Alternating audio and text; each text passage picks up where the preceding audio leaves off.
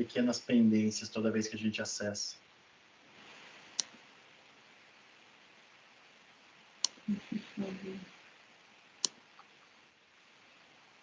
E agora, como vocês estão vendo? Nada. Só estou vendo que a Duda começou a gravar a aula, mas agora está tudo cinza o seu slide. Deu, né?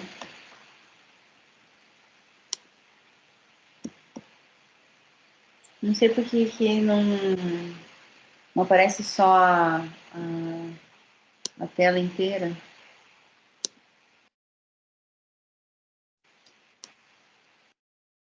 Ah, Ah, tá bom.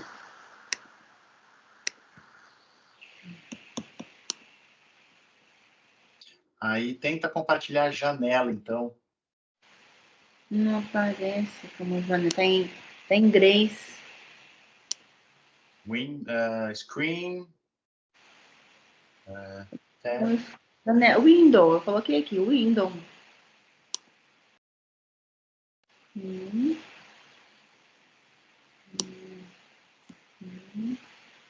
Aí coloca lá de novo lá. Isso, agora foi. É só... não é o screen, é o screen, não é a janela. Aí deu. Então vamos lá. Vamos começar. É o Windows. Né? Bora lá. Então vamos lá. Hoje a gente vai dar continuidade ao nosso cronograma de autoneuro. E a gente então viu como é a parte de anamnese, exame físico, como ele é estruturado, como a gente raciocina em cima. E por isso então a gente revisa. Lembra de como são os sintomas vestibulares? O João, né? Conarte. Tá aí? João. Só uma coisinha, Lisandra, se me permite. Pessoal, a gente gostaria que todos ligassem as câmeras para que a gente fique de olho com vocês participando da aula. Como vocês perceberam na semana passada, a doutora Lisandra ela gosta de perguntar bastante. Isso faz com que a aula seja mais dinâmica e isso é importantíssimo para vocês. A gente está com esse programa de aulas. O dia é pesado para todo mundo, a gente tem um monte de coisa para fazer, eu concordo.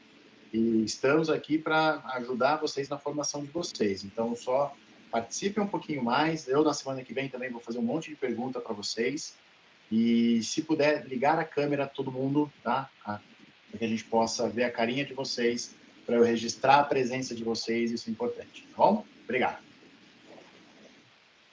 É algo que a gente comentou a semana passada. Primeiro porque é chatérrimo dar aula pro nada.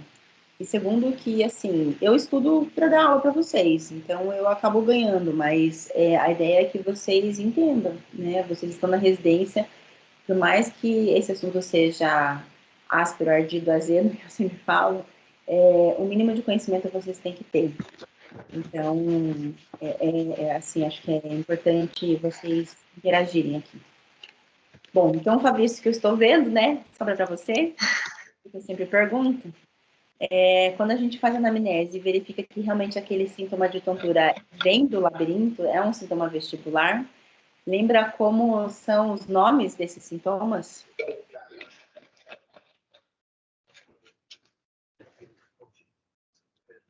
Fabrício? Do sintoma em si? Como que eram os nomes dos sintomas? Vou dar uma dica, eram 4. Eu coloquei uma figura, assim, uma mulher meio... Era um desenhinho, assim, e aí tinha 2 de um lado e 2 do outro. Não lembro. Não? Então, essa nova classificação dos sintomas vestibulares, são 4 sintomas, que são chamados, um de vertigem, outro de tontura, sintoma vestíbulo-visual e sintoma postural. Tá? Tudo por conta daquela fisiologia de como um labirinto funciona em relação ao outro, e aí qual é a sensação que o paciente tem, qual que é a percepção, né, a vertigem, ele sentindo, se movimentando, sem estar movimentando, como que é esse sintoma de... sintoma vestibulo-visual é o próprio nistagmo, então são condições geradas sintomas gerados por conta de toda a fisiopatologia, né? Do porquê que o labirinto está trabalhando errado, ele vai dar esse tipo de sintoma. Então, vamos lá. Agora, eu não sei quem que é aqui. Santi? Quem que é que apareceu? Vocês lembram das síndromes vestibulares? Quais eram as síndromes vestibulares? Uma vez que a gente entende que realmente aquele sintoma é vestibular, a gente estrutura o nosso raciocínio em síndromes. Lembram quais eram as síndromes? Alguém se habilita a falar? Acho que é Santiago, que está com a câmera aberta, né? Sobra para quem está com a câmera aberta, pode. Boa tarde. Santiago, você é residente do Mackenzie? Sou R1. Ah, legal. Você estava na aula passada? Não lembro. Não lembra? Tá certo. Quem está aí com você? Tem outro residente aí com você? Tem. Tem aqui todos. Todos estão aí. A Pode ser o João. Carol, a Samantha, o Vitor, a Rafa e o Dani. Era. Bom, se é que vocês estavam presentes realmente na aula, a gente frisou a questão das síndromes vestibulares, né? Alguém se habilita?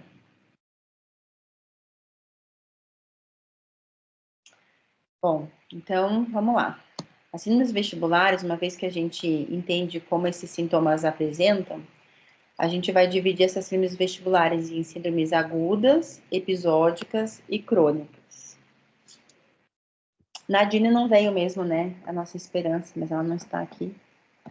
A Duda tá aí ou ela tá no Cajuru?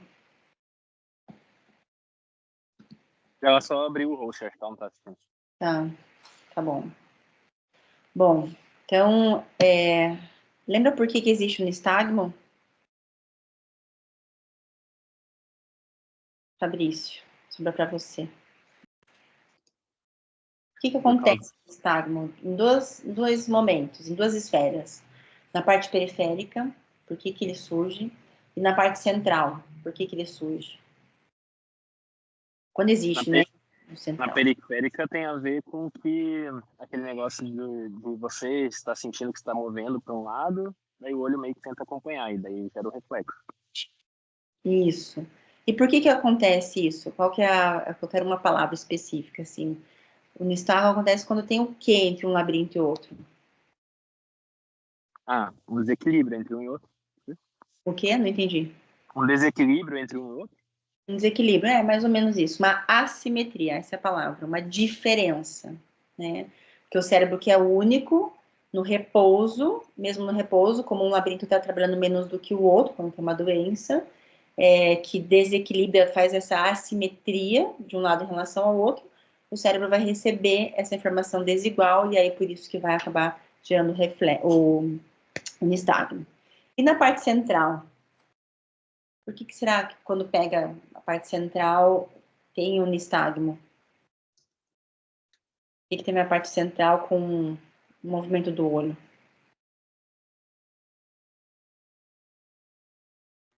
Tem mais a ver daí onde ocorre a interpretação, assim, do movimento. Uma interpretação é mais ou menos um controle, lembra? Vias que sobem, vias que descem, né? Então, na parte central, a gente tem o sistema nervoso central, onde a gente tem o controle motor, né, alterado. Quando tem esse controle motor da motricidade ocular alterado, pode fazer o nistagmo, certo? As duas etapas da VNG, lembra? Só sobra para você, Fabrício, não vai ter jeito. Ninguém entrou, o povo do evangélico não viu, vai sobrar para você. Quais são os dois momentos da vectoeletronistagmografia ou da videonistagmografia? Quando você pega o laudo lá do exame, dois blocos. Quais são esses dois blocos? Lembra? Olhando para o lado porque eu tô te vendo na câmera de lá e aqui eu não tô vendo. Travou a imagem dele. Tá bom. Vou falando, senão nós vamos travar no primeiro slide, né? A gente tem a parte oculomotora, e é a motricidade ocular, que são várias etapas, na verdade, que a gente já faz no bedside tests, e no exame VNG a gente está vendo tudo isso em gráfico, em números, e a parte calórica é quando realmente a gente estimula o labirinto em si de forma isolada. A gente coloca um aparelho que assopra um ar quente numa orelha, depois na outra, e o ar frio numa orelha, depois na outra, tá? E o VRIT? Esse você sabe, Fabrício, quais os canais o VRIT examina? Os 3? Os 3. Quais 3? Os 3 ou os 6? Os 6. É. Superior, inferior e lateral. Os 3 de cada lado, certo? Lembrando que o VRIT, como a gente examina os canais coplanares, né, sinérgicos, a gente não está examinando aquele canal de forma totalmente isolada, ao contrário da prova calórica. Beleza? Bom, será só um remember, a gente vai entrar para a aula de fato, então, separando nas síndromes, então a gente viu lá sobre os sintomas, separando nas síndromes, a gente vai entrar na síndrome vestibular aguda.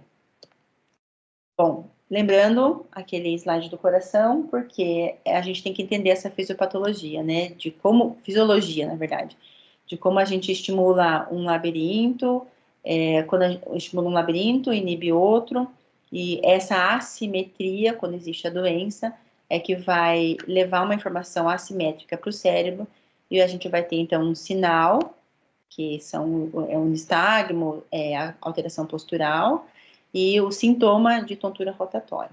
Então, a gente tem que lembrar que dessas vias do labirinto que sobem, que descem e que vão para trás, que é a parte do cerebiano. Bom, a síndrome vestibular aguda, o que vocês imaginam, né? Uma tontura aguda, repentina, forte. Quais as duas doenças principais? Qual que é a fisiopatologia por trás disso? O que poderia estar fazendo com que o labirinto perdesse a função de uma forma tão rápida? Neurite vestibular. Neurite vestibular, o que mais? Santiago, vamos tentar pensar um pouco. Você deve já ter atendido algum paciente com uma tontura super forte. E aí, o que te falaram que precisava prestar atenção nesse paciente? Você não podia comer bola. AVC. Um AVC. Isso aí. Quem que entrou? O João Conarte. Isso aí. Então, é sempre a nossa dúvida, né? E aquilo de estar com AVC ou uma hipofunção vestibular unilateral, tá? Que é conhecida bastante como neurite. Não, então, o que é a síndrome vestibular aguda? É um aparecimento súbito de tontura ou vertigem. Então, o time, lembra que a gente falou na aula passada que um dos aspectos também que a gente tem que analisar na anamnese é qual que é o tempo que surgiu aquele sintoma, se teve algum evento que desencadeou aquela sensação, para daí você fazer o target examination, que é o exame físico direcionado. Então, aqui a definição é o aparecimento súbito da tontura ou vertigem. E aí, com isso, ele, além de ter, mesmo no repouso, uma tontura, quando ele vai movimentar a cabeça, é muito pior. Então, ele tem uma intolerância à movimentação cefálica, porque existe uma assimetria dessa informação que está chegando até o cérebro. E com isso, se chega uma informação ruim, vai sair também uma informação ruim, que são os reflexos. Então, tem náusea, tem vômito. Aqui a gente tem que tomar bastante cuidado, porque eu, quando lia isso, antes de praticar isso com mais ênfase, né, eu achava que só quem vomitava e que tinha náusea eram os pacientes periféricos. E, na realidade, não. Mesmo os pacientes com AVC também vomitam, né? Então, o vômito não é o principal parâmetro, mas a gente aqui tem que entender o porquê que acontece o vômito, por conta desse reflexo vestibular autonômico ativado. O nistagmo espontâneo ou evocado pelo olhar, justamente porque tem essa diferença de entrada da informação, a assimetria da entrada, que um labirinto está funcionando menos do que o outro. E a instabilidade de marcha, porque aqui a gente tem um reflexo vestíbulo espinhal também assimétrico, né, por conta do labirinto que está menos. E aqui que é o bastante importante, que esses sintomas devem durar no mínimo 24 horas. E também pode durar até no mínimo 24 horas e para semanas, né? Até mais semanas. Então, é a questão do timing aqui, tá? Bom, então a gente tem 2 documentos aqui importantes na Sociedade Barone, que colocaram critérios bem específicos do que é uma vertigem aguda, né? Seja na parte vascular e seja na parte mais periférica, que é a hipofunção vestibular unilateral. Eles têm preferido colocar essa terminologia de hipofunção vestibular unilateral, porque a gente não tem uma uniformidade total, assim, uma clareza definida que realmente existe uma neurite vestibular, uma infecção, uma inflamação, uma infecção por herpes, né, no nervo vestibular. E outra também questão é que eles procuraram uniformizar porque existe uma outra condição que se chama hipofunção vestibular bilateral. Então, para que tenha sempre o mesmo nome, eles têm preferido colocar a neurite como hipofunção vestibular unilateral. Bom, em relação ao AVC, a gente tem esses critérios que eu acho que são importantes, são chatos de ler, mas eles são bem óbvios quando a gente interpreta isso aqui de fato.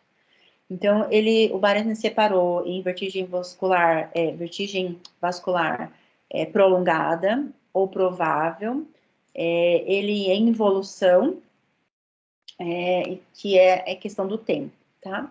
Então, vamos lá. Quando tem uma vertigem realmente, um AVC definido, é quando a gente tem uma vertigem, uma tontura, instabilidade aguda, que dura mais que 24 horas e com um exame que comprove isso.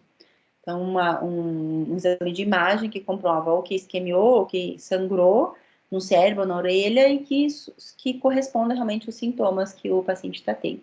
Isso é uma realidade que não existe, né? Na verdade, eu nunca vi esse paciente assim. É difícil a gente ver esse paciente que chega de forma aguda e a gente consegue realmente demonstrar na ressonância. Lógico que AVCs grandes são fáceis, mas esses geralmente não vêm pra gente, porque daí ele já tem algum outro sintoma, além da tontura pura e simples. O grande X da questão é que muitos pacientes vêm com tontura, não tem outros sintomas associados, mas a gente realmente tem que suspeitar do AVC. Aí a gente vem para o segundo item aqui, que é um provável. A gente cai muito aqui nesse provável AVC, provável vertigem vascular prolongada. Ou seja, tem uma tontura que já está durando mais do que 24 horas, mas eu posso ter um desses 4 sintomas aqui. Então, a gente tem uma vertigem power, mas pode ter um sintoma neurológico, uma alteração de marcha daqui, que é bem importante a gente ver, uma instabilidade postural, ou alguma alteração dos Ds que eles falam, né, de disartria, disfagia, diplopia, que é visão dupla. Qualquer componente do RINS que nos fale que seja central, ou seja, um head impulso normal, um nistagmo que bate para tudo quanto é lado, um skill deviation alterado, ou uma anormalidade na movimentação dos olhos, lá no bedside test. Então, sintoma, sinal, e aqui fator de risco. Então, eu vou explicar o que é esse ABCD2 maior igual a 4, ou fibrilação atrial, que são riscos cardiovasculares, que quando a gente tem essa alteração aqui, com uma vertigem importante, a gente também tem que suspeitar, pensar na provável vertigem vascular prolongada. E aí, às vezes a gente pega aquele paciente que ficou com muita tontura, mas ainda não passou de um dia, 24 horas. Mas que a gente já tem uma imagem. Então, vai lá no INC, às vezes, né, tá com uma tontura aguda, eles vão fazer uma ressonância, e aí demonstra que tem uma isquemia mesmo, uma hemorragia, mas esse sintoma tá a menos de 24 horas. Ou um provável AVC em evolução. Então, que dura 3 horas a 24 horas, 23 horas, né, porque a partir de 24 já é a vertigem vascular, e que aí tem aqueles sintomas, né, aqueles 4 itens, sintoma neurológico, rim central, alteração de movimentação ocular, ou que tenha aquela dor na cervical que seja nova e intensa. Tem alguns pacientes que falam isso, e é importante. Então, isso é um item que chama atenção. Se ele teve uma dor de cabeça diferente do que ele sempre teve, e principalmente uma cefaleia nova, a gente também tem que prestar atenção e pensar no AVC em evolução. A fibrilação atrial ou risco cardiovascular aumentado, ou que ele tenha comprovado aí um estreitamento do sistema arterial vértebro-basilar mais que 50%. Veja que em todos os itens, a Barani sempre coloca não explicada por outra doença, né, meio que para se eximir, assim, de qualquer coisa, mas porque a gente tem que sempre estar pensando em várias hipóteses. Então, vertigem vascular, né, definida, com tomografia e ressonância, vendo que realmente existe, ou que não tem exame de imagem, mas tem sinais e sintomas, em evolução menos que 24 horas com imagem, ou menos que 24 horas com sinais e sintomas, tá? Aqui é o que a gente precisa entender, o que a gente fala tanto, né, da artéria, mas a gente precisa ver a artéria. Então, lembrando ali que a gente tem o sistema carotídeo, que irriga os 2/3 anteriores do cérebro, e a gente tem o sistema vertebral, que irriga o terço posterior do cérebro. Então, a gente tem duas artérias vertebrais, a direita e a esquerda, e que lá dentro do cérebro eles se juntam e vão virar artéria basilar.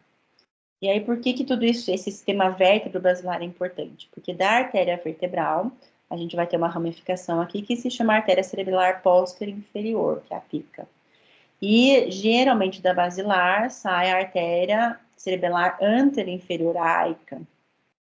E dessa AICA é que vai ter a artéria labiríntica ou artéria auditiva interna que vai para o ouvido. Então, por isso que a gente pode ter um AVC aqui na AICA que compromete o labirinto. O AVC da PICA, da PAICA, não compromete o labirinto em si, mas compromete as vias que o labirinto emite para o cerebelo, para a parte espinhal, para a oculomotricidade, tá? Então, por isso que a gente precisa entender a anatomia aqui, porque tanto o AVC da PAICA ou da AICA, a tontura, a instabilidade pode acontecer, tá?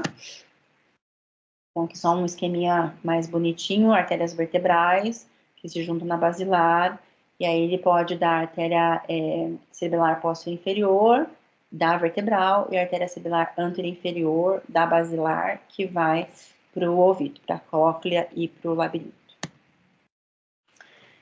Aí aqui também é um esquema que também fica mais fácil da gente pensar, né, na PAICA, que vai ainda mais no tronco baixo e cerebelo, a AICA vai mais no tronco, aqui na parte entre bulbo e ponte, e aí pega aqui o labirinto em si, vai para o cerebelo, e a artéria cerebelar superior.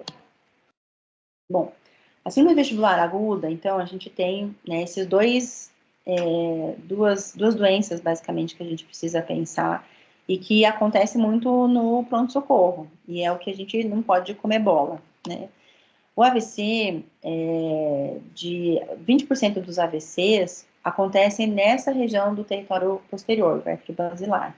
Ou seja, a maioria das vezes não é a nossa área, né? Mas a gente tem que saber que quando tem uma tontura aguda, pode realmente ter esse AVC de região posterior. Destes 20%, 25% desses AVCs de circulação posterior tem só como sintoma a síndrome vestibular aguda isolada. Por isso que ele se confunde muito com uma neurite, mesmo não tendo sinais focais neurológicos, tá? Lógico que quando tem uma diplopia, disartria, isso fica mais óbvio, mas a gente também tem pacientes com AVC exclusivos aqui só na parte vestibulo-coclear e que muitas vezes a imagem não vai mostrar essa alteração, mas aí a gente vai ter que ir se tateando, aí, observando os fatores de risco, tá? E a tontura é presente em muitos desses pacientes com AVC de circulação posterior, tá? Então, a tontura é um sintoma muito prevalente, por isso que a gente precisa prestar atenção mesmo quando atende um paciente com tontura aguda. O que ele vai pegar? Qual as regiões que se alteram? A parte do cerebelo, os pedúnculos cerebelares, que são as vias por onde passam as informações, as aferências e eferências que vão e voltam do cerebelo, para o tronco encefálico e também para a parte espinhal, e AVC do próprio tronco encefálico em si. A artéria mais comumente afetada é a PAICA. Por isso que lá no rins, basicamente, a gente acaba pensando muito no head impulse, né? Normal. Então, tem uma tontura aguda e o head impulse é normal, a gente pensa muito no AVC. Por conta disso aqui, porque a paica é a artéria mais comumente afetada, e a paica ela não vai para o labirinto. Então, dá uma tontura da mensalidade, uma tontura muito forte, mas o head impulse, aquele reflexo vestibulocular, não vai estar alterado aqui no AVC da paica. Que é diferente do AVC da AICA, que é ali que eu falei, que a artéria cerebral anterior vai para o labirinto. Então, numa tontura aguda, que o head impulse está alterado, nem sempre ele é periférico de fato, porque ele pode estar pegando essa via que vai justamente para o labirinto, né, que é a artéria áica. A imagem, a ressonância, ela pode dar negativa nas primeiras 48 horas. Por isso a importância do bedside tests e de uma anamnese voltada para esses fatores de risco e tudo mais, para a gente saber se aquele paciente é um possível AVCzado, né? E se a ressonância for negativa, mas os sinais forem persistentes, a gente tem que repetir essa ressonância. Então, aquilo de o rastreio é alterado, a sacada é alterada, apesar de que pode estar com um nistagmo ali bem franco, né? E isso aqui também vai nos dificultar a pesquisar a sacada do rastreio, mas a alteração do head shaking ou o nistagmo bidirecional, a gente tem que considerar repetir essa imagem. O head shake foi um exame que eu não citei na vez anterior, para não ficar muito cheio naquela vez, eu vou explicar agora para vocês como que é o head shaking. O head shaking, como o nome diz, a gente chacoalha a cabeça do paciente. Então, a gente fica de frente para o paciente, segura firme na cabeça dele, pede para ele ficar de olhos fechados. A gente explica para ele, olha, eu vou chacoalhar a sua cabeça na horizontal, vou contar até 20. E quando eu parar, você vai abrir o olho e olhar para a primeira coisa que tiver na sua frente. Então, o que eu espero desse exame? Principalmente nas assimetrias. O que eu estou buscando aqui é se tem assimetria de um labirinto em relação ao outro. Então, quando o paciente já vem, assim, por exemplo, uns 20 dias, 15 dias de uma neurite aguda, né? Uma neurite vestibular, desculpa. Quando a gente vai examinar, a gente já acaba não vendo os sinais mais óbvios, assim, que aparecem naquele começo. Então, a gente faz esse head shaking para ver se ele ainda tem essa assimetria, essa diferença. E a ideia é que a gente carregue o sistema, como você mexe à direita e esquerda, direita e esquerda. Então, se estiver tudo igual, esse carregamento de disparo vai ser sempre semelhante. E quando você para, tudo se anula. Agora, quando existe uma diferença entre um lado ou outro, quando você para a cabeça do paciente, o cérebro está recebendo mais informação de um lado do que o outro. Então, o nistagmo acaba aparecendo. E quando é de origem periférica, é um nistagmo batendo para o lado saudável. Agora, quando a gente faz esse chacoalhamento da cabeça, o nistagmo vem na vertical, a gente acaba pensando numa vertigem de origem central. Porque como você está estimulando o labirinto na horizontal, você espera que o nistagmo venha na horizontal, quando ele é periférico. E quando você tem esse nistagmo pervertido, né, na vertical, a gente pensa realmente no AVC, uma origem central, tá bom? Então, são exames, ferramentas ao exame físico, à beira de leito, que a gente pode lançar a mão, por isso que a gente tem que saber que existe, lançar a mão para, na hora que a gente reportar lá para o radiologista, dizer mesmo, olha, a suspeita é de AVC, tem que dar uma olhada mais com cuidado ali, carinho, né, no cerebelo, no tronco encefálico, porque a gente tem esse sinal alterado. Na hipofunção vestibular unilateral, é quando existe uma alteração do nervo, do labirinto, de um lado só. Teoriza-se, né, aceita-se mais comumente que isso é uma reativação do vírus, do herpes vírus, que gosta de nervo, e aí quando ele replica, ele vai para o nervo óptico, por exemplo, nervo da face, nervo coclear, para o ouvido, e também pode ir para o nervo vestibular. Então, a gente tem 2 ramos, nervo vestibular superior e inferior.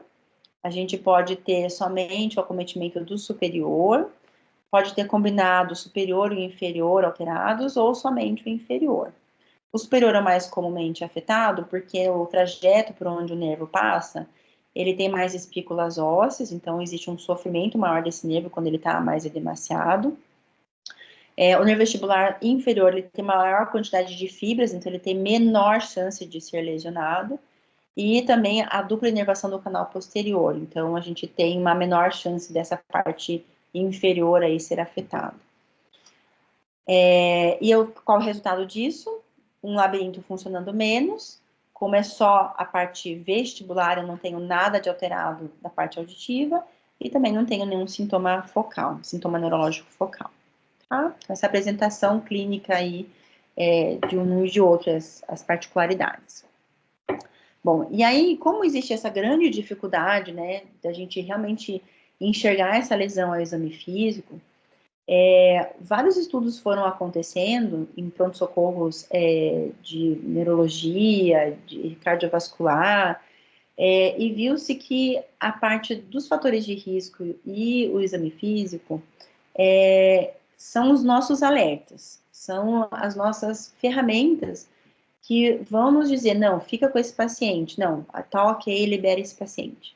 Porque às vezes o AVC é tão caprichoso que realmente não dá para a gente enxergar.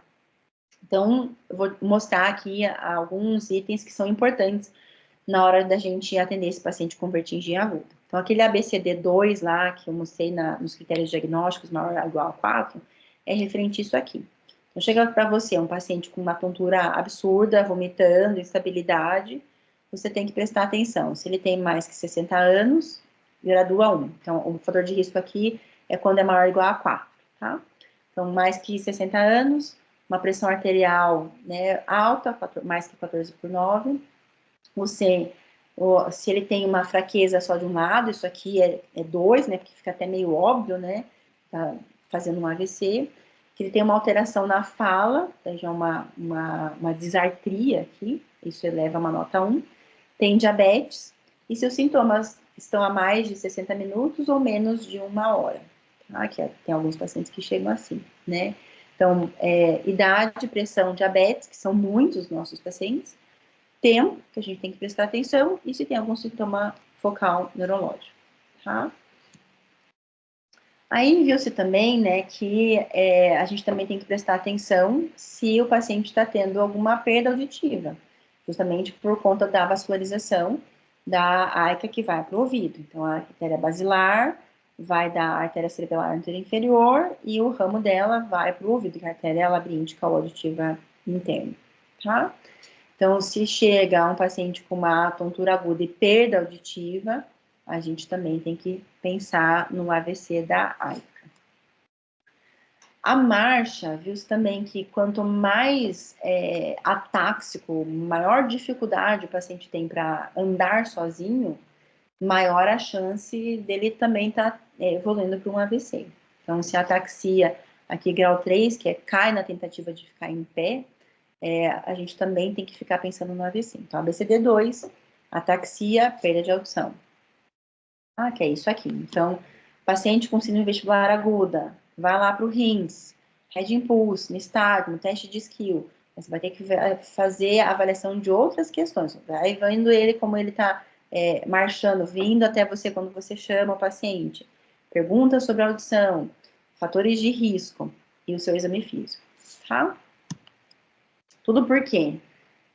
A gente sempre fica naquela, periférico ou central, periférico ou central. Então, isso aqui a gente tem que ter muito bem na cabeça, dessas conexões que existem, não só da parte periférica, mas aqui, dessas vias que sobem, que descem, que vão para trás, para sempre pensar no topo diagnóstico, onde é que está o problema, né? Porque lá no pronto-socorro, a gente tem que procurar acertar o diagnóstico com poucas condições. E tudo isso de anamnese, exame físico, nos dá ferramentas, nos dá mais substância, né? Para a gente encaminhar esse paciente para uma imagem e direcionar o radiologista para saber o que ele tem que encontrar, tá? A gente tem que fazer essa hipótese diagnóstica já no primeiro atendimento. Na neurite vestibular, tem várias situações, né? Vários cenários. Aquele paciente que procura a gente muito no começo, e que às vezes a gente nem tá vendo muito bem o nistagmo, assim, procura com menos de 1 hora, a gente não consegue, às vezes, ver, o paciente não consegue abrir o olho, tem uma dificuldade enorme. Então, às vezes, a gente tem que sedar o paciente, dar uma medicação endovenosa para ser reexaminado. Existe outro cenário que o paciente vem já depois de alguns dias. Então, a gente, quando existe essa diferença, pensando na parte periférica, existe essa diferença súbita entre um labirinto e outro, todo o sistema nervoso central vai se armar para tentar compensar essa diferença. Então, existem duas fases dessa compensação, a compensação estática e a compensação dinâmica. Ou seja, o paciente, num primeiro momento, lá no quadro bem agudo, ele vai sentir tontura mesmo com a cabeça parada, só que aí, ou seja, o estático, ainda não está compensando, aí a compensação estática começa a acontecer, ele melhora quando ele está parado, não sente mais tontura quando está com a cabeça parada, só que a compensação dinâmica, que é essa movimentação da cabeça, ainda não existiu, depois aí de uns 15 dias, 10, 15 dias, começa a fazer. Então, é essa apresentação, uma tontura súbita mesmo em repouso, com muito nistagmo, muita vertigem, tanto parado quanto em movimento, melhora do parado, e depois, mais a longo prazo, ele começa a melhorar, fazer a compensação dinâmica, tá? O nistagmo, na neurite vestibular, ele também tem fases. Então, naquela hora que a gente vai pesquisar o nistagmo espontâneo, semi-espontâneo, o paciente mais típico então, com o labirinto ali, ó, o labirinto esquerdo lesionado. Para onde é que vai bater o nistagmo, Conarte? Se o labirinto esquerdo está afetado. Direito. Eu tenho uma diferença e o esquerdo está funcionando menos. Então, é como se eu estivesse rodando, né? O cérebro vai entender que eu estou rodando para o lado direito. Como é que vai ser esse nistagmo? Batendo para qual lado? Isandra, para quem que você perguntou? Para mim? Não, para o Conarte. Ah, eu ouvi Nath. Surda, a véia. É João, né? Vai, continua. Não para direita? Cortei todo mundo agora, né? Então, já falha até um susto, né? Tenta chutar uma hipótese. Ele falou para a direita. À direita, desculpa, não escutei. Beleza, é isso mesmo. O nistagmo bate para a direita, para o lado bom, né? Porque é para o lado estimulado. Então, no primeiro momento, o nistagmo está batendo para o lado direito. Aí, quando eu faço a pesquisa do semi-espontâneo, olho para a direita, meu nistagmo vai aumentar. Quando eu olho para a esquerda, esse nistagmo continua batendo para a direita, mas ele diminui. Ao longo dos dias, ele vai melhorando, vai havendo essa compensação. Então, ao longo dos dias, eu já não tenho mais o nistagmo espontâneo, tenho só o nistagmo semi-espontâneo nas duas direções, e depois só fica ali mais quando eu olho mais para o lado direito. Tá? Então, ele vai melhorandinho ao longo dos dias, tá? Isso por conta da compensação, tá bom? Então, aqui é a importância do nosso bedside tests, né? Naquela avaliação lá de pronto-socorro, que a gente tem que pesquisar no nistagmo espontâneo, semi-espontâneo, o head impulse test, o cover test para ver se não tem o skill deviation. Quando tá, depois de alguns dias, fazer o head shaking, fazer a avaliação do reflexo vestíbulo espinhal, né? Então, o paciente em pé, você pede para marchar no lugar. Eu falo sempre isso, presta atenção na sua perna, continua marchando, e agora fecha o olho. E aí tem que tomar cuidado, porque nos AVCs eles podem realmente cair, mas nos pacientes com hipofunção unilateral, o corpo vai desviar, vai haver um desvio do corpo como um todo para aquele lado lesionado, tá? Pro lado ruim. Medir a pressão arterial é importante, porque aqueles pacientes hipertensos, eles podem estar descompensados. Fazer um teste do diapasão para ver a parte auditiva e observar a marcha. Tá? Então, são esses testes que no bedside test a gente precisa ficar mais atento. Lembrando que a síndrome vestibular aguda, ela pode existir aqui, só que depois, ao longo dos dias, ela pode até ser um fator de risco ou se transformar para outras síndromes vestibulares, né? Então, quando a gente tem a hipofunção vestibular unilateral, a gente tem uma chance desse paciente acabar evoluindo mais para frente com uma VPPB. Ou se o paciente tem um AVC, uma neurite, e isso não melhora, né, a gente acaba ficando de forma crônica com uma hipofunção unilateral e que fica lá, sempre continua, né? Ou um AVC na parte cerebelar e isso vai continuar. Então, ele abre com um quadro agudo, mas dependendo do tamanho do estrago, às vezes ele pode ficar uma sequela e acabar ficando como uma síndrome vestibular crônica. Bom, esse é um quadro que é colinha, assim, que eu acho que é importante que vocês tenham, que faz essas diferenças, né, da síndrome vestibular aguda quando é na artéria mais de baixo, que não pega o labirinto, na artéria mais de cima, que pega o labirinto, mas são AVC, são coisas, alterações centrais, e quando a gente tem uma perda aguda só de um lado, um labirinto só. Então, quando é periférico, o nistagmo só vai bater para um lado. Quando é AVC, pode ter aquela nistagmo bidirecional. O head impulse, quando pega, o head impulse, que é o impulso cefálico, quando está pegando o nervo vestibular e é periférico, a gente vai ter o head impulse alterado. Só que também vai estar alterado no AVC da AICA. É aqui que mora o perigo. Só que, assim, quando a gente tem a AICA também alterada, a gente tem que prestar atenção nos outros fatores de risco, no restante do RINS, né, que é aqui, ó, que é o skill deviation, e a perda auditiva, tá? Que no caso da parte periférica, como é só o labirinto alterado, não é um tronco vascular fechado, então aqui na hipofunção vestibular unilateral, a audição não vai para o beleléu, só vai aqui na AICA, porque é a artéria que vai tanto para a cóclea quanto para o labirinto, tá? Então, o head impulse na neurite vestibular, ele vai estar bastante alterado, o normal é 0,8 ou maior, ele vai estar com um impulso cefálico, um ganho bem diminuído.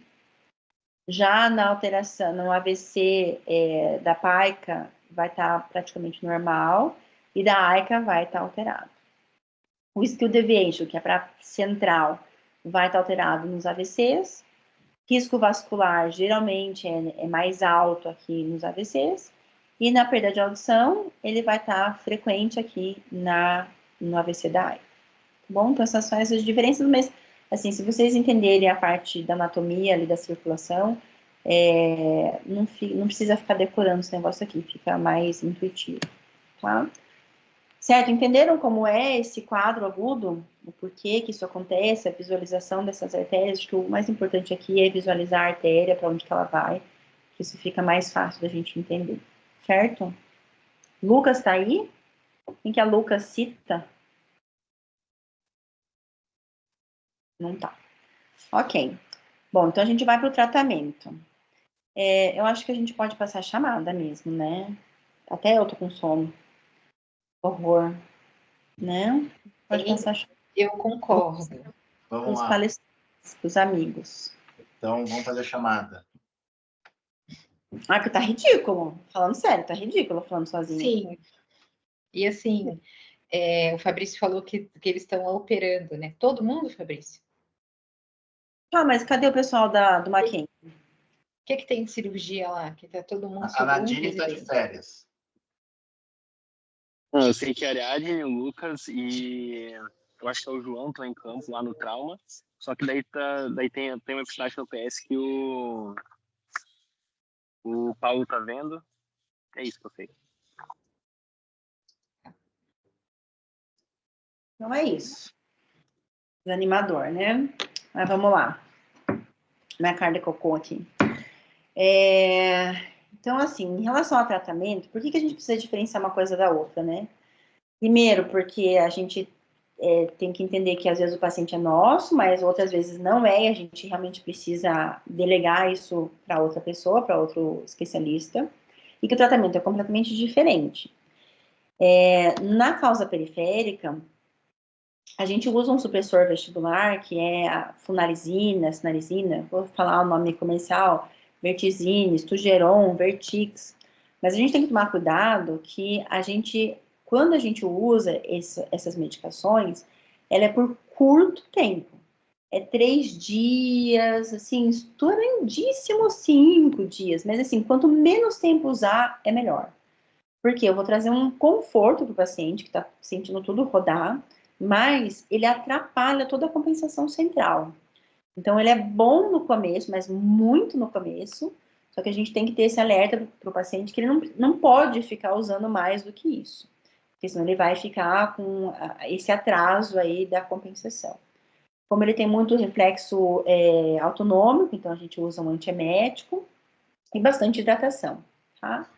O corticoide, né, como a gente teoriza-se que é por uma reativação do vírus herpes e que inflama e demacia esse nervo que passa pelo conduto auditivo interno, então a gente usa o corticoide, principalmente aí quando está nessas 72 horas iniciais. Eu acabo usando aí até uns 7, 10 dias, porque eu sempre penso assim, poxa, o que a gente pode fazer, né? Não tem muita coisa. Se o paciente não é hipertenso descontrolado, diabético descontrolado, eu até uso um corticoide mesmo depois de passado essas 72 horas. Mas o principal aqui, o principal mesmo, o estrago já foi feito, o edema já aconteceu. O que a gente precisa fazer? Eu sempre falo para o paciente, a gente precisa tirar o seu gesso, tirar o gesso da perna, fazer você andar. Eu faço essa comparação. Porque perdeu uma perna, como se tivesse uma perna engessada, e a gente tirou o gesso e tem que fazer ele andar. Então, esse é o principal ponto que a gente tem que pegar no pé do paciente, fazer a reabilitação vestibular. E não é fazer a reabilitação vestibular assim daqui a um mês. Não, quanto antes isso acontecer, mais a gente está estimulando a compensação central a acontecer ali. Então, eu já peço que o paciente, mesmo que ele não consiga um fisioterapeuta muito rápido, mexa a sua cabeça. Tá com sede? Levanta e busca água. Tá com frio? Vai lá e busca o cobertor. Então, assim, os cuidadores, né, os familiares, não precisa ficar lá naquela coisa de carregar o paciente, de fazer tudo pelo paciente. Porque as coisas do dia a dia vão ajudar já nesse início a fazer essa compensação central. Já no AVC, a gente tem a possibilidade, né, o X da questão aqui, é que é interessante a gente usar aspirina, clopidogrel, ou, né, às vezes a gente faz a dupla antiagregação plaquetária, porque existe uma chance de fazer um novo AVC, né? Principalmente se for um AIT, né? Assim, tem um AIT, teve uma coisa pequenininha, também tem que fazer antiagregação plaquetária para não realmente fazer um AVC de fato. E de qualquer maneira, tanto um quanto o outro, a gente sempre tem que pensar que esse paciente tem que voltar para o mundo, tem que voltar para a vida. Então, é muito gostoso a gente fazer um diagnóstico lindo, maravilhoso, nossa, vi todos os nistagmos, tudo que o Whiteside estava alterado. Porque a gente tem que pensar que ele tem que voltar para a vida. Então, a gente tem que continuar acompanhando esse paciente, né? Reabilitá-lo, seja da forma auditiva, quando é uma AVC de AICA, seja voltar a fazer o trabalho, andar de bike. Então, a gente tem que dar alta só quando realmente o paciente tiver voltado à sua vida, né? Então, esse acompanhamento da audiometria, das consultas tem que existir. A gente não pode esquecer, tá? Isso é super antigo, mas é que a gente não tem nada novo mesmo. O uso dos antivirais para neurite, isso caiu por terra, a gente não usa. Mas até os corticoides também foram colocados em questionamento, tá? Então, não, por grandes estudos aí, não existe também nada que seja tão consistente em dizer, faz realmente corticoide. Mas uma coisa é certa, a reabilitação vestibular é o que mais impacta na qualidade de vida do paciente que tem a neurite vestibular, tá? Muito mais do que a gente receitando, aí reabilitar o paciente é muito mais importante. Certo? Acabando. Não acabou. Então, só para guardar no coração, né? Eu sempre falo dessas vias que se conectam, que entram, o labirinto entra errado, conecta errado com o que sobe, com o que desce, com o que vai para trás, que é aí que vem o sinal, o sintoma. A gente tem que fazer o topo diagnóstico primeiro. Lembrar da circulação posterior, a páricra e a aica, nervo vestibular superior e inferior. E na anamnese, o exame físico, os Ds, que é disartria, diplopia, disfagia, né, os sinais de alarme, sintomas de alarme. O RINDS, com alteração de audição, fator de risco lá, o ABCD2, como você está enxergando esse paciente andar e o seu exame físico, rastreio, os nistagmos principalmente, head shaking, tudo isso a gente precisa somar para fazer o diagnóstico, tá bom? Eu trouxe aqui alguns exemplos só para ficar um pouquinho mais ilustrativo. Então vamos lá, João. João ou José? Hã? Existem os dois. Hã? Conarte. Eduardo, cara, José Hugo, José Santiago. Nossa, quanto José. O Conarte é o quê? Você é o Conarte, né? Tá, João. então vou falar sobre nós. João Ronardi. Vamos lá. 31 anos, homem, iniciou com um mal-estar, pressão no ouvido esquerdo e zumbido. Mas em horas ele acabou evoluindo para uma tontura forte, com enjoo e vômito. E um dia depois, ele realmente parou de escutar. O que você tem aqui? Pensando em lugares. Que lugar que você acha que ferrou aqui?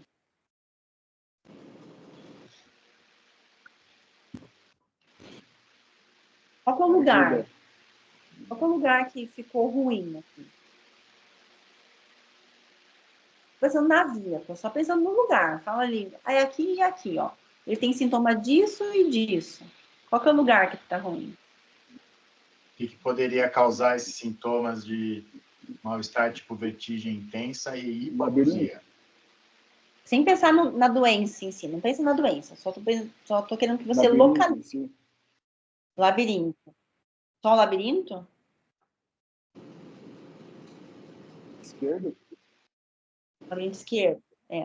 A Nathalie sempre fala, né? Labirinto, a cóclea e o vestíbulo é labirinto, né? Tem o anterior e o posterior. Mas aqui a gente fala lá do labirinto e da cóclea, né? Ele teve um sintoma auditivo, certo? Teve hipoacusia esquerda. Guarda aqui. Então, a cóclea foi afetada e a parte do labirinto, do vestíbulo também foi alterada, certo? Só que assim, ó, ele tinha 31 anos e era hipertenso e dislipidêmico. Errado, tinha 300 lá e cacetada de colesterol. Então, o que será que veio no exame físico? Chuta alguma coisa? Pode me falar só uma coisa, assim, que possa vir alterado dessa história.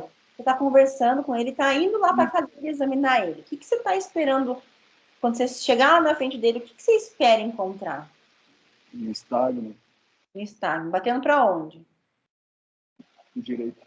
Direita. Legal. Você escutou a minha aula. Então, mas ele não tinha nistagmo. E aí? Eu me assustei, porque ele estava mal.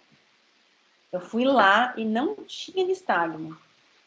Aí eu fiz o Red Impulse. O Red Impulse também era negativo. O Red Shake também era negativo. Mas eu me fiz o dele era normal. E aí? Fabrício? Então, ele não Pode tinha ser da sinal pai lá que você falou. clínico, né? Ele não tinha sinal clínico. Ele Nenhum tinha sinal. muito sintoma, mas ele não tinha sinal clínico. É a pai que você falou que tem um Red Impulse normal e pode acometer a audição dele. Por exemplo, um AVC da pai. Isso aí, a gente já fica assim, né? Mas ele tem 31 anos. Ele não tem mais que 60. Né? Fica pensando, né? Então é isso, a nossa análise é essa. Então a nossa hipótese é essa. É um sintoma vestibular, uma síndrome vestibular, lembra do raciocínio, é um sintoma vestibular, cócleo vestibular, é um sintoma agudo, durou mais que 24 horas aí, então pode ser um AVC que já está acontecendo, já está instalado, né? Então ele é classificado como uma síndrome vestibular aguda. E aí, o que você vai pedir? Então, Hã? uma tomografia? Tomografia? Entendi. Ressonância, audiometria. Ressonância e tomografia, você vai pedir os dois? Na audiometria. Audiometria. Audiometria. O que mais? Ressonância. Audiometria. Audiometria. O que mais? Mais alguma Posso, coisa? Perrite adianta? posso dar uma sugestão antes de falar de exame Perrite complementar? Posso? Antes de pensar em exame complementar, o que a gente podia fazer nesse paciente é a pesquisa do impulso cefálico para os canais verticais. Na clínica, a gente consegue fazer. De nervo inferior. Junto com a perda auditiva, sim, fala a favor de um quadro isquêmico de orelha interna. Uhum. Mas a gente já pegaria aonde está a lesão vestibular. Concorda, Fabrício? Pensando assim, Que região que você acha, Fabrício, que podia estar alterado se a gente testasse o head impulso nos canais verticais?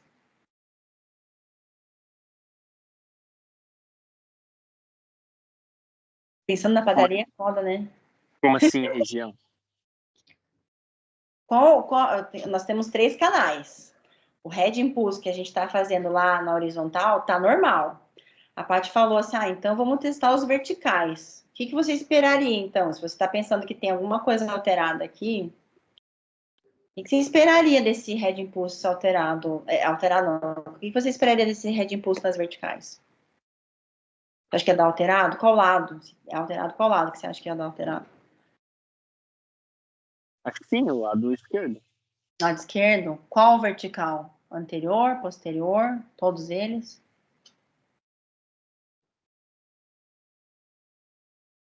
Posterior? Posterior? Que chute, posterior? Tá bom. Então, vamos lá. A audiometria dele veio assim, ó. Lisandro, posso só fazer uma pergunta aqui também? Lógico. Eu sei que a aula é síndrome vestibular aguda, mas vamos dizer, antes dessa audiometria, ninguém pensou em Meniere? Uma primeira crise de Meniere? Você podia não ter falado a resposta, você tinha que ter feito a pergunta. Ai, desculpa. Não, tô brincando. Não, você podia cutucar os residentes assim, e se não fosse isso aqui? Pensa em qual outra doença, né? Para fazer as pessoas acordarem. Sorry. Não, bem de professor mesmo, assim, de cutucar, assim, vamos pensar, não pensaria.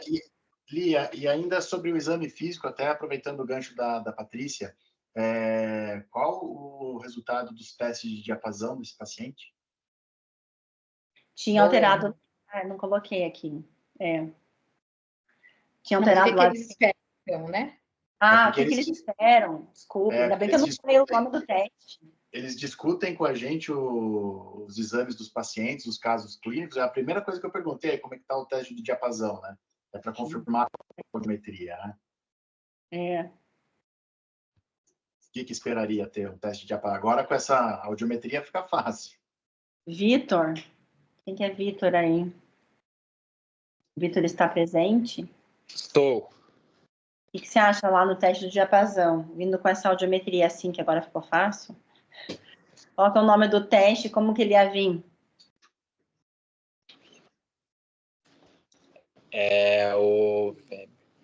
Tá. Vai lateralizar para a esquerda, né? Qual teste? O Weber. Por quê? Vai lateralizar para a esquerda? Porque tem a perda neurosensorial, né? E aí, quando tem a perda neurosensorial à esquerda, quando você faz o Weber, o som vai para onde? Para a esquerda. Por quê? Agora você me pegou, doutor. O lado esquerdo é neurosensorial. Esse lado está escutando? Qual que é o lado que escuta? Direito. Direito. Quando você faz o Weber, você coloca o diapasão lá na cabeça do paciente, no ápice, na testa do paciente, e essa vibração vai passar pela calota craniana. Olha o ouvido que vai escutar. O direito. O direito. Certo? Então, grava aí. Neurosensorial, Weber vai para o lado bom, porque a calota craniana vibra e está passando esse impulso aí, essa informação do diapasão para a orelha que escuta. Sim. Certo. Ok? Beleza. E aí? Eu pedi a audiometria, pedi a ressonância, que veio normal, e aí quando ele veio no consultório, eu fui fazer o VRIT. E aí ele veio assim. Fabrício, consegue me descrever aí como é que é isso? Não fala o local. O que eu estou vendo aqui para interpretar o VRIT? O que eu estou vendo nesse diagrama para você explicar para o seu R1? E tá tendo ali no... Fala o que está operado. Fala assim, você está explicando para o R1 que nunca viu o VRIT. O que é isso aí? tem todos os canais ali, né? No posterior esquerdo a gente consegue ver que tem meio que como se fosse uma sacada corretiva ali, que está mais lentificado. Como se fosse? Não entendi. É, como se fosse uma sacada corretiva ali, que daí o Verrit pega e dá essa curva ali em laranjinha. Não é como se fosse. É uma sacada corretiva, não tenha dúvida. É uma sacada corretiva, né? E aí ela está em como aqui? O que você vê dessa sacada corretiva? Qual que é a característica que ela está aí? Chama atenção alguma coisa? Estou falando bem particularidade já do Verrit. O pico dela, você fala? Não sei. É, as sacadas, assim, chama atenção de alguma coisa? O pico alto significa que é a sacada mesmo.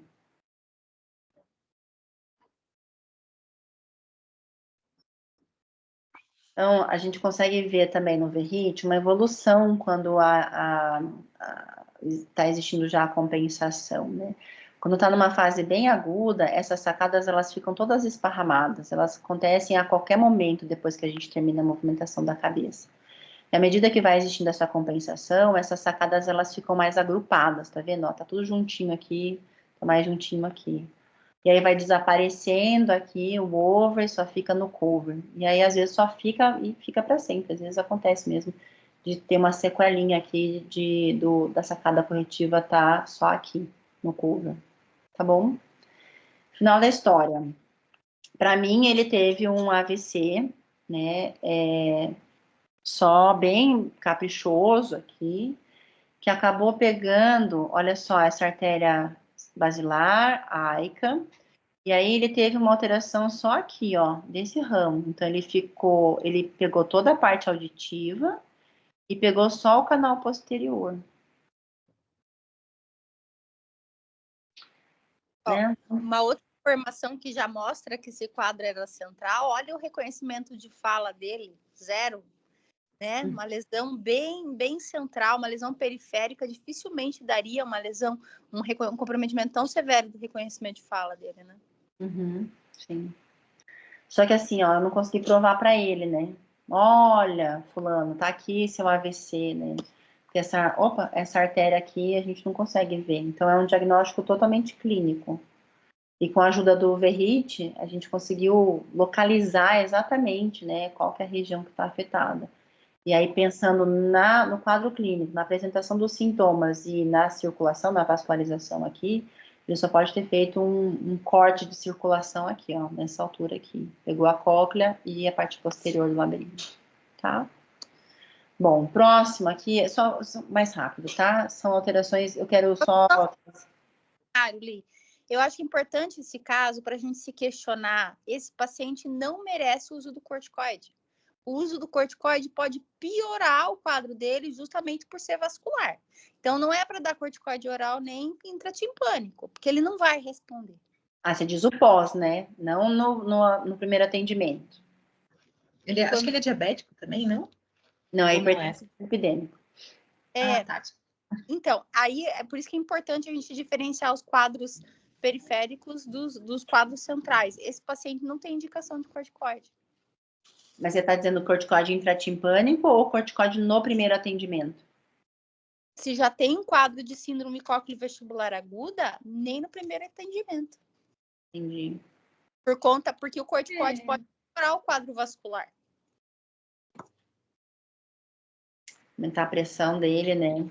Eu fiz. Tem uma publicação recente ali no site da fundação que a gente fala bem isso.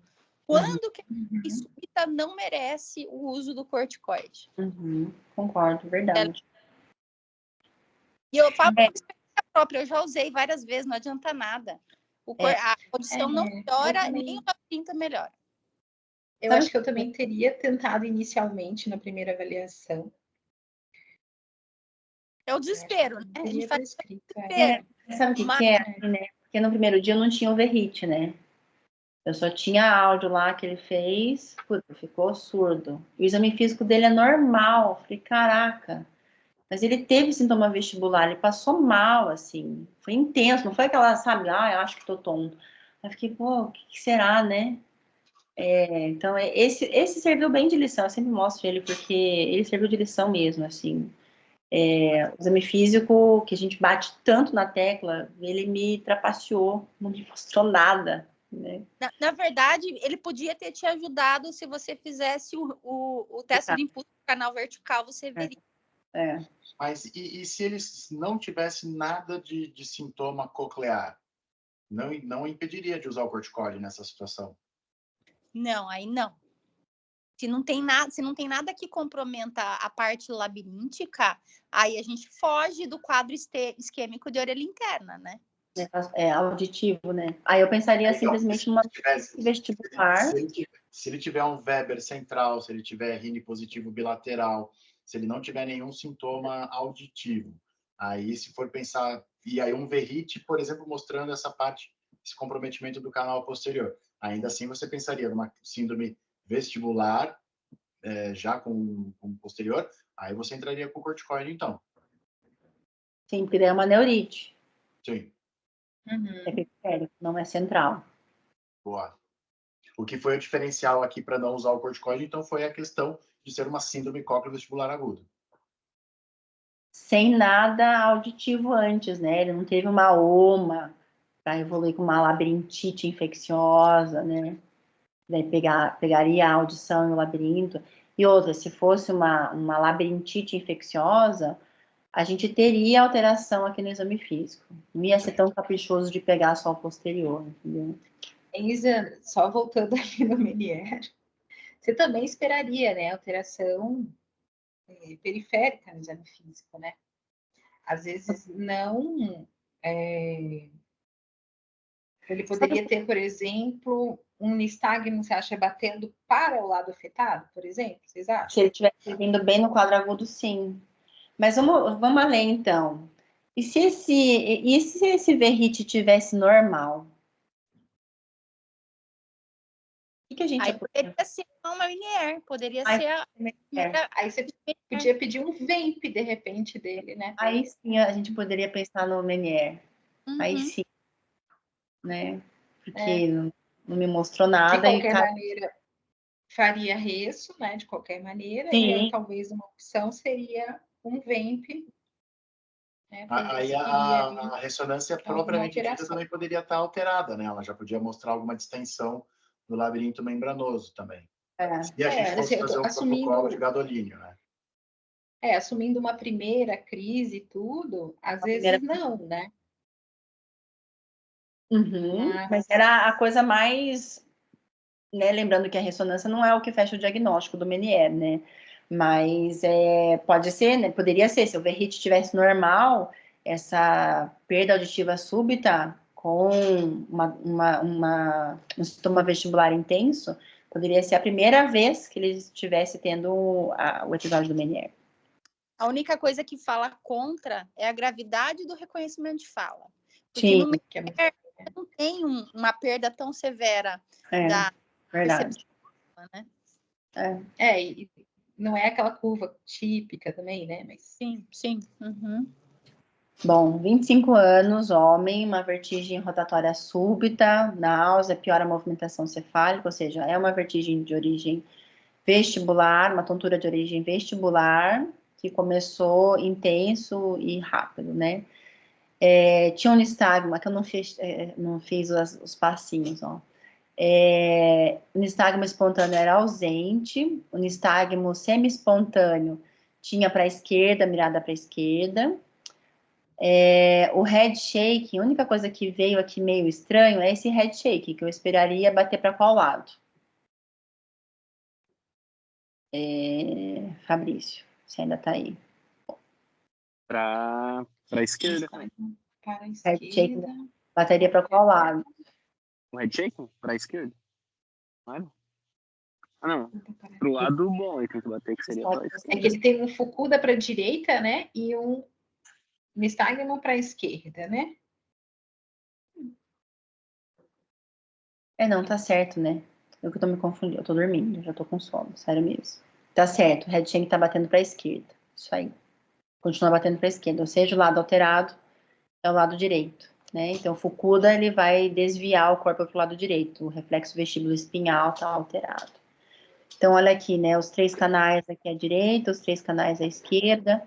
O normal é ter, no valor normal aqui no lateral é ser 0,8 ou maior, e nos verticais ser 0,7 ou maior. Então, aqui tá meio frustro, né? Um 0,74, nem tá tão ruim assim, mas a gente tem umas sacadas aqui, e na parte posterior direita tem o RVA, o ganho tá mais baixo, e tem as sacadas corretivas aqui, com audiometria normal. Então, aqui é uma neurite vestibular do lado direito.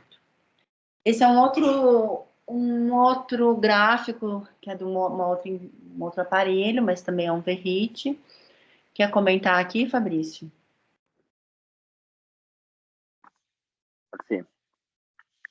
Tá alterado ou não? Primeira coisa. Tá alterado. Qual lado? O lado direito tá tudo alterado, os 3 canais. O lado esquerdo eu fiquei na dúvida do canal lateral ali.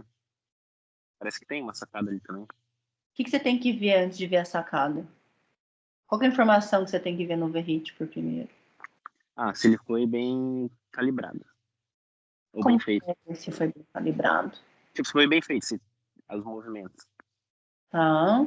Mas qual que é o dado que você tem que observar se está alterado ou não, além de saber se está bem feito? Está bem feito, ok. Suponho que ele está bem feito. Qual que é o que você tem que ver?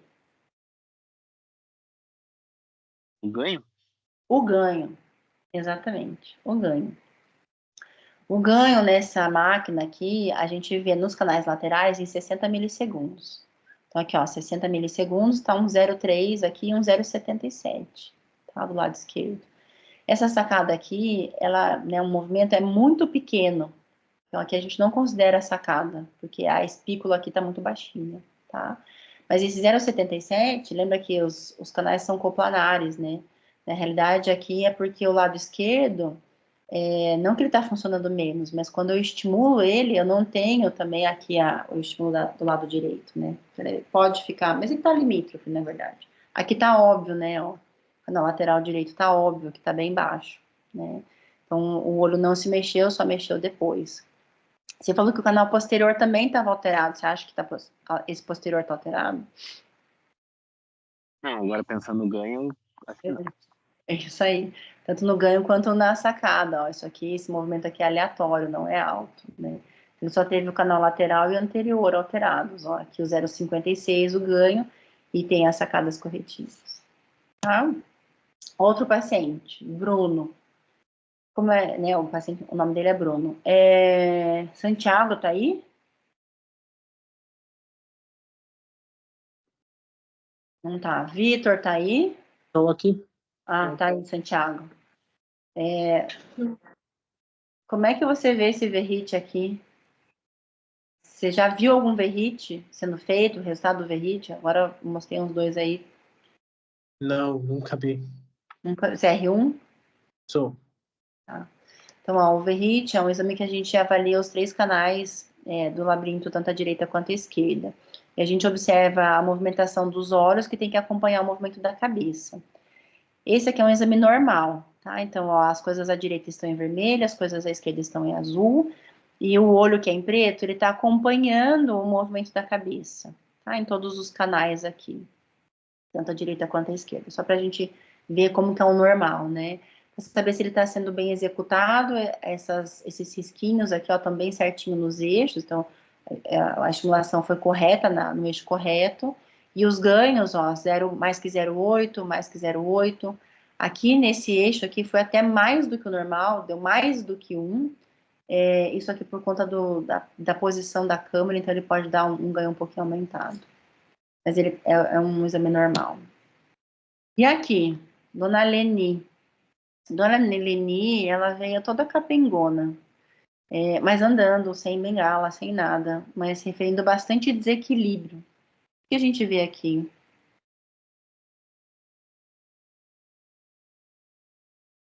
Tem uma alteração em quase todos os canais. Quase? O anterior direito não tem ganho, né? Que daria o ganho. Anterior direito? Não tá alterado?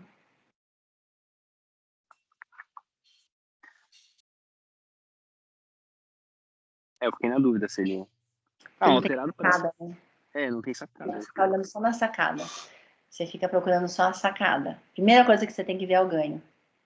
Antes da sacada, você tem que ver o ganho. O ganho diminuído, tá? Ela teve um AVC de tronco. Então, ela não tem vertigem, mas ela tem oscilopsia, né? Ela vê todas as coisas em delay, assim. Ó, o 009, menos 009, não sei nem como isso é possível. 0,25, os ganhos em todos os canais são diminuídos. Ela também por função vestibular bilateral. Era uma paciente que teve uma síndrome vestibular aguda, com causa, não era um AVC, não era... Desculpa, foi um AVC de tronco. Foi mal, achei que era do acidente. Ela tem um AVC de tronco e que não recuperou. Então, hoje ela tem uma tontura crônica, né? Uma síndrome vestibular crônica. E esse?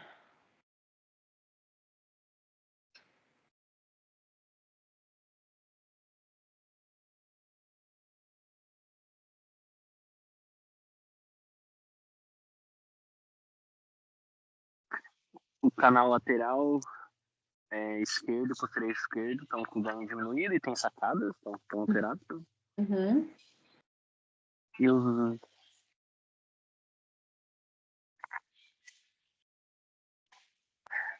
E o direito tá aumentado, né? O direito aumentado, é.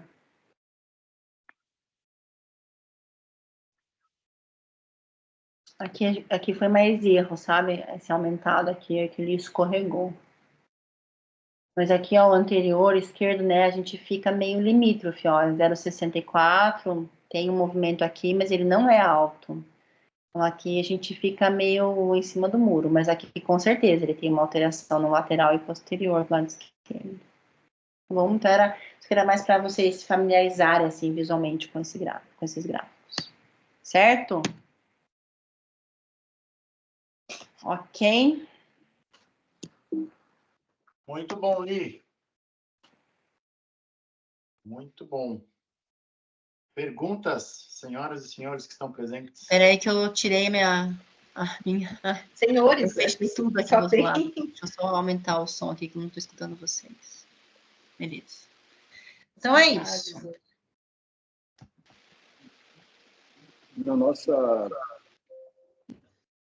realidade do SUS ali, que é difícil de conseguir uma fisioterapia de reabilitação ali para vestibular, o que dá para orientar para o paciente, exceto levantar, buscar as coisas e tal, viver normal. O que dá assim, para orientar de exercício básico? Que a gente pode falar, né? Porque ele tem dificuldade de chegar até o fisioterapeuta. Existem protocolos específicos da fisioterapia vestibular, que é o protocolo de Cawthorn, que são movimentos de cabeça, movimentos de olho e cabeça junto. Tem uns encartes prontos na internet. Chatérrimos de fazer, os pacientes não curtem fazer, não aguentam fazer, e muitas vezes por conta da culpa depois do fisioterapeuta, né? Quando ele vai para o fisioterapeuta, os fisioterapeutas não estimulam mais do que aquele protocolo bem básico. O que eu costumo falar para o paciente é ele arranjar uma atividade física que une o útil ao agradável. Que eu oriento bastante os pacientes a fazer aula de dança. No começo eles não vão conseguir, né? Imagina se tem um AVC, enfim, mas porque a dança, ela mexe com tudo. Mexe com a audição, mexe com a atenção, com a memória, com a articulação, com propriocepção, com labirinto. Então, é o que tem, assim, mais caseiro, né? Então, no início, assim, fazer esses movimentos do protocolo, mas um pouco mais, um mês, aí o paciente volta, é você estimular ele mesmo a fazer alguma atividade física. Que une o útil ao agradável, né? Em vez de só ficar fazendo reabilitação, que muitas vezes é chata. E eu acho que é importante também... Pode falar, Fabrício. Tipo assim, se o cara teve um AVC e daí tem uma hipofunção labiríntica, sei lá, direita, daí a gente manda ele fazer reabilitação. Daí tem a melhora, né? Indicado e melhora. o que a reabilitação faz, assim? Porque, tipo, não vai melhorar melhora a questão da função do labirinto mesmo? Uma boa pergunta. Boa pergunta. Quer responder, Nathalie? É que assim, ó, quando você faz a reabilitação, você tem alguns exercícios que às vezes são, por exemplo, para habituação, né, que são exercícios para estimular o RVO. E você também tem aqueles estímulos que a gente fala que são de substituição. Então, o paciente, se ele perdeu total o labirinto, agora ele precisa de propriocepção e visão para se equilibrar, para conseguir, né, fazer todas as atividades do dia a dia. Então, tem alguns protocolos que eles são focados nessas chamadas estratégias de substituição. Tá? Então, nem sempre você está pensando que o RVO vai voltar. Né? Às vezes são outras orientações. E uma coisa que eu acho que é importante a gente falar também é assim, a doutora Elisandra já falou, né? Você mantém o supressor o mínimo de tempo possível e já encaminha, mas sempre que eu encaminho, eu oriento o paciente o seguinte, no início vai ter desconforto, porque tem muito paciente que às vezes vai lá, faz uma sessão e volta muito bravo, que foi, passou mal e não quer nunca mais fazer. Então, você tem que explicar para ele que o exercício, ele tem que ir até o limiar de desconforto. Se o paciente vai e não sente nada, está muito leve. Se ele vai e faz um estímulo muito intenso, ele vai passar muito mal, e não volta nunca mais. Então, ele tem que ter um nível de estímulo ali que gera algum desconforto, ele tem uma percepção de alteração, né, mas que não no ponto dele passar mal. Acho que isso é importante falar para eles. Porque tem que lembrar da perna engessada, né? Você tirou o gesso. E aí assim, você vai incomodar. Não vai ser gostoso. Não vai ser gostoso. Quer dizer que isso está estimulando, né? Está puxando. Exato. Aquele primeiro verrite que eu mostrei, esse paciente, ele já está há 1 ano. Ele era do Exército, ele foi para o Mato Grosso, ele teve uma neurite aqui, foi para o Mato Grosso cuidar do pai. O pai faleceu em janeiro, ele não conseguiu fazer a reabilitação, porque ele estava dedicado ao pai. E aí ele estava assim, ok, beleza. E ele gosta de andar de bike. E assim, faz 100 quilômetros, aquela coisa que puxa a galera, assim, faz longos percursos. E nessa vez que ele foi tentar fazer isso, ele estava bem, andando, não sei o que, beleza, fez lá o espelhinho, não sei das quantas. Alguém chamou ele atrás e, intuitivamente, por reflexo, ele virou exatamente para o lado que ele tem para função. Caiu, quebrou a perna, precisou operar. Então, assim, o que acontece, né? A gente repetiu o verrite dele, ele continuou alterado, ele ficou com uma hipofunção vestibular unilateral crônica, só que aí o mecanismo agora é total de substituição, né? É isso, é substituir. Então, são estratégias que a físio tem para antecipar aquele movimento. Mas, lógico, esse reflexo de alguém chamar ele virar não vai ser tão rápido assim, né? Certo? Então, assim, avise a galera, né? Acho que uma coisa também que seria interessante fazer, né, com a questão das aulas, quem não assiste a aula não opera. Eu acho que é uma coisa bem justa,